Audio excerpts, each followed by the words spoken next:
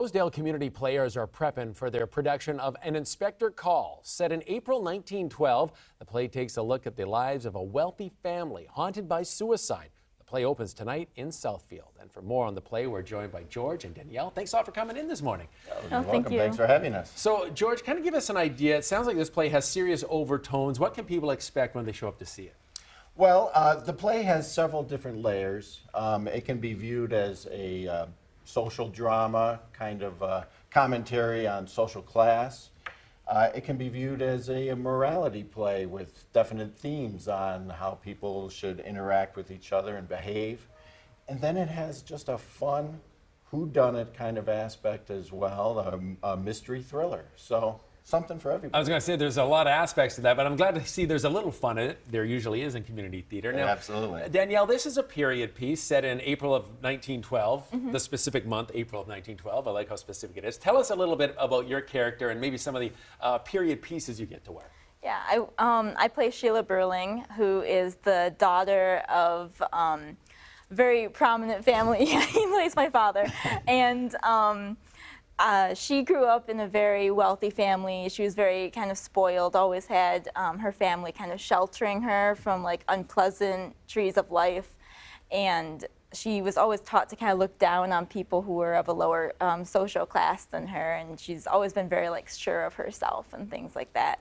I get to wear kind of like a, it's like a long white dress with like sequins and everything and a lot of like old, kind of like period jewelry that I actually need multiple people in the cast to help me put on, because I've started realizing kind of why people back then a lot of the time would have like people help them get dressed, because right? It is not easy. That sounds like a lot of fun though. It is, So, you know, George, you play the father of Danielle, and what are you teaching your daughter, to look down on other people? What kind of man are you? Well, I am not a very nice man. Okay. I'll give you that. I play a very arrogant, pompous kind of businessman at the turn of the century.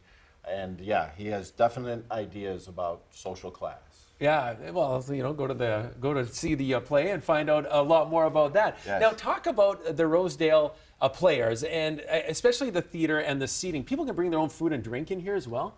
That is true. That is true. Rosedale Community Players has been performing for over 50 years now. And we do it cabaret-style seating, so it's not auditorium-style, so you're at a table, and people can bring in food. They can bring in their drink. We supply some snacks if you want, but some people make it a whole dinner theater experience. So yeah, I like how you can bring your own stuff in there. Danielle, talk about what you would like people who come to see the play to take away from it when they're leaving. What do you want them talking about?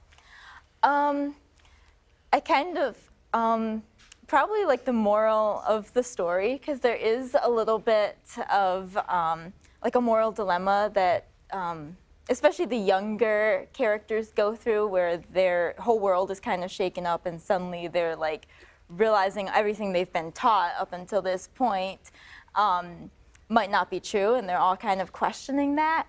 And there's a little bit of undertones of like caring about other people and not just sheltering yourself in this bubble that's all about you. So yeah, I would love it if people kind of took that away from it and also just enjoyed the show for what it is and had a good night of theater. And also, as an actor, how fun is it to play in a period piece like this?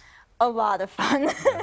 I absolutely love doing period pieces. It's it helps you get into character, I feel, a little bit more too, even with just the dialogue and like wearing your hair a different way and things like that. It really helps get into character and just be transported, because I've always found different time periods fascinating. So it helps. It gives you the chance to almost like live in that time even if you weren't born yet. So it's really fun. Yeah, well, I don't think many people born in 1912 will be coming to the play. I mean, there's a few out there maybe. Yeah. George, talk about how people can get tickets or how they can see this. They show up at the door. What's the best way to do it?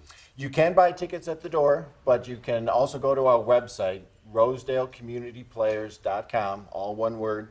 And you can purchase tickets there on the website, and there's a phone number as well if you prefer to call and reserve your tickets that way as well. Opening night is tonight, so what are you guys going to do for the next, 10, 12 hours? You got some plans? Well, I know a nap is. Oh, a Yeah. nap. Okay. That's right. You're up early on opening night. Hey, we Yeah. thank you both for coming in. Danielle, George, thanks for making the time. You're Thank you so welcome. much. Thank you for having me.